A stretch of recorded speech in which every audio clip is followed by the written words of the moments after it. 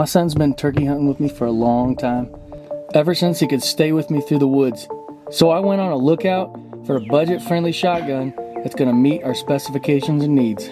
I landed on the Rossi Tuffy Turkey OD Green 20 gauge 3-inch single shot shotgun. And just a few things that I like about this gun. First of all, it's extremely lightweight, and having that polymer stock, I don't have to worry about getting scratches on it like I do, you know, my classic wood grain shotguns, throwing them around and stuff and going through brush. You know, this is a lot more durable and it can take a lot more abuse. The thumb hole stock is ergonomic, very comfortable, feels good in the hands. You know, whereas prior we were hunting with a pump shotgun, this is single shot, but I like to try to teach them to make that first shot count. You don't get another one most of the time. So concentrate, aim on that first shot, one shot, one kill. That's what we're going for. So he'll have that mindset where he has to concentrate and make it happen on that first shot. It has the shot shell holder right here, which is pretty handy. I can hold up to 6 shots right here in the buttstock, so I don't really have to worry about having a vest that holds all of my shot shells. It's also got the Picatinny rail,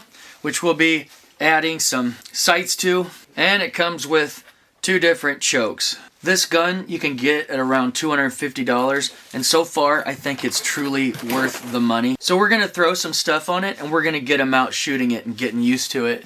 So the first thing that I want to talk about is the red dot scope that I'll be putting on this turkey gun. So the TruGlo Gobble Stopper, it's a dual color dot sight. It's a reticle that's specifically designed for turkey hunting. The illuminated circle represents 24 inches at 30 yards. It has 2 choices of reticle color for contrast, and they're red and green. It has a detachable extended sunshade that reduces the glare from the front lens. 3 MOA center dot reticle for quick acquisition. 30mm objective lens, water resistant and fog proof design. A flip up lens cap, multiple brightness settings, multi-coated lenses that produce more than 95% transmittance, click windage and elevation adjustments, integrated lanyard system that prevents the loss of screw down caps, an integrated Picatinny or Weaver style mounting system. The battery is included and has a limited lifetime warranty. This is the first time I have ever even considered or thought about putting on a red dot scope on a turkey shotgun. I've always just used the bead, and I've never struggled with it. I've never had any problems, but I really want to make this gun super user friendly, quick target acquisition. I've used these in the past in the military in our M4s, and I really grew to like them. I don't have a problem with them, and this one in particular is the Gobble Stopper by TruGlo.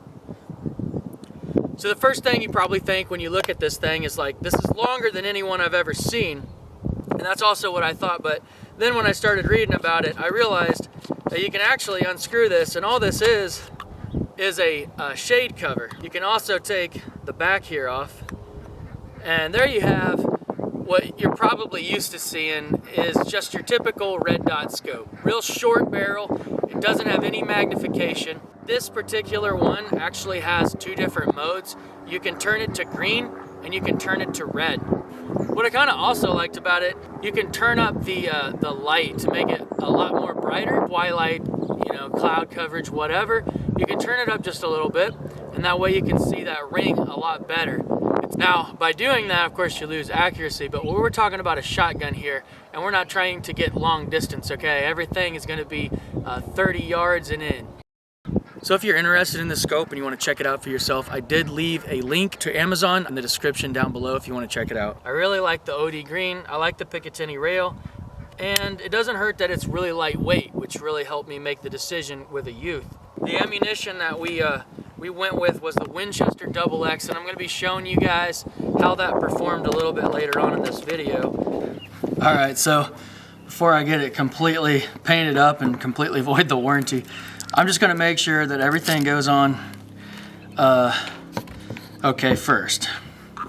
So it comes with, you know, you got your little Allen wrench here. What's great about this, if this breaks or something, or if you just bump it and you don't think it's on anymore, just take it off and use the bead. Obviously it adds a ton of bulk to this shotgun. It can be a lot more lightweight and a lot more basically more run and gun style without it. And if I was shooting this, I would probably just leave this off, to be honest with you. But I think my son's gonna think it's pretty cool. I think it will probably improve his accuracy just a little bit and make it a little bit easier for him to see. But if anything, it looks pretty cool. So as you can see, I kind of moved it back a little bit too far. So I don't really want it to be up that close to where we're gonna be loading the shotgun. So I'm gonna move it up just a little bit when I actually put it on. I just wanted to make sure that it actually fit on there before I started to paint it. Stays on there, it's nice and solid. Kind of looks a little wild on this gun, being such a real lightweight, smaller gun. But we can also, remember, take these off as well. That looks a little better, a little less bulk. Also, if you want to just leave this off, you can take this rubber coating, does come off as well, and it pops on just like this side, so that you still have your lens covers and you can still protect your lens without the sun cloth. But I was kind of looking through it earlier, and I did notice it's a bright day outside today, and I did notice that on the lowest setting, both the red and the green, you can't even see it with the sunshade off. So in order to even see the lowest setting, the sunshade needs to be on a bright day. But you can still, even if you do have it off, you can still just turn it up a little bit brighter and be able to see it fine. So we're gonna take this off and we'll get her painted up. Clean most of the dust and debris off. Make sure the caps on everything are on. And we're just gonna cover it up with this netting, like so.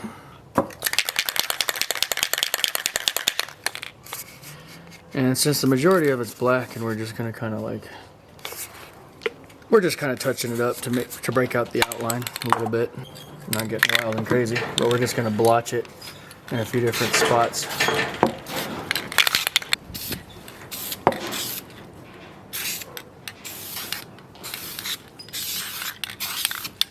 That don't look too bad, does it? All right, so we'll just cover this gun up.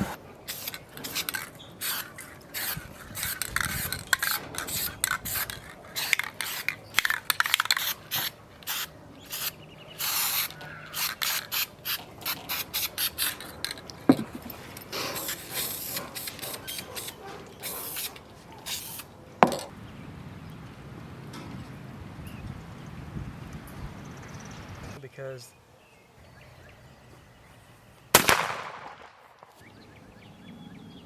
so the last thing we did was add this strap. I got this strap for about 12 bucks off of Amazon, and with a little bit of modification, it'd be a pretty good strap for us. So I've actually been hunting a few times with this shotgun, and my son's been hunting a few times with this shotgun. And so far, we really like it. We've not yet harvested a turkey, but judging from the shot pattern and shooting it a few times, I don't think it'll have any problem putting it down. So if you want a little bit less kick, you definitely probably want to go with the 410. But to be honest with you, I think I'm pretty happy with the 20 gauge, and I'm glad I went with the 20 gauge. You get just a little bit of power. You don't have to worry about doing TSS and all that stuff. I mean, you certainly can, but it's not something I wanted to worry about. The whole reason kind of I went with the 20 gauge instead of the 410 is the shells for the 20 gauge are actually a lot cheaper. And so if I'm gonna be doing a lot of shooting, my thought process was that I'm gonna be able to find them easier, and I'm also gonna be able to spend less money over time.